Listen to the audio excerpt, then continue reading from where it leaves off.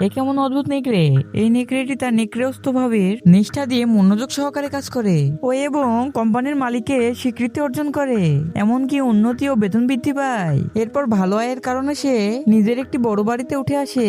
চোখের সামনে সবকিছু এত সহজে পেয়ে নেকড়েটি আনন্দে ঘাসের মাটিতে লাফাতে থাকে, চার পায়ে ভর দিয়ে ছুটে বেড়ায়। শ্রমিকরা এটি দেখে কিছুটা অবাক হয়। নিজের পরিচয় ফাঁস না করতে নেকড়েটিকে সোজা হয়ে দাঁড়াতে হয় এবং মানুষের মতন আচরণ করতে হয়, যাতে শ্রমিকরা কাজ চালিয়ে যেতে পারে। তবুও শ্রমিকরা বেশি বিভ্রান্ত থাকে। দ্রুত জঙ্গলের দিকে তাকিয়ে নেকড়েটির মনে পড়ে যায় আগে সেই চারপায়ে চলার স্বাধীনতা। প্রতিবার কাজের ক্লান্তিতে দেওয়ালে ঝোলানো শিকারের ছবিটি তার হারিয়ে যাওয়া বর্ণ প্রকৃতিকে আবার জাগিয়ে তোলে। সময় ধীরে ধীরে এগিয়ে যায়। নেকড়েটি এক সুন্দরী মেয়েকে বিয়ে করে, কিন্তু চোখের সামনে রাখা সুস্বাদু খাবার তার ভালো লাগে না। এক নারীর কোলে থাকা ছোট কুকুরটিকে দেখে তার কাঁচা মাংস খাওয়ার প্রবৃত্তি জেগে ওঠে। পরদিনই সে পোষা প্রাণীর দোকানে গিয়ে একটি মোটা তাজা ছোট একটি বিড়াল কিনে এবং গোপনে গাড়ির গ্যারেজে নিয়ে যায় ভরপেট খাওয়ার জন্য। এটাই ছিল তার মূল উদ্দেশ্য।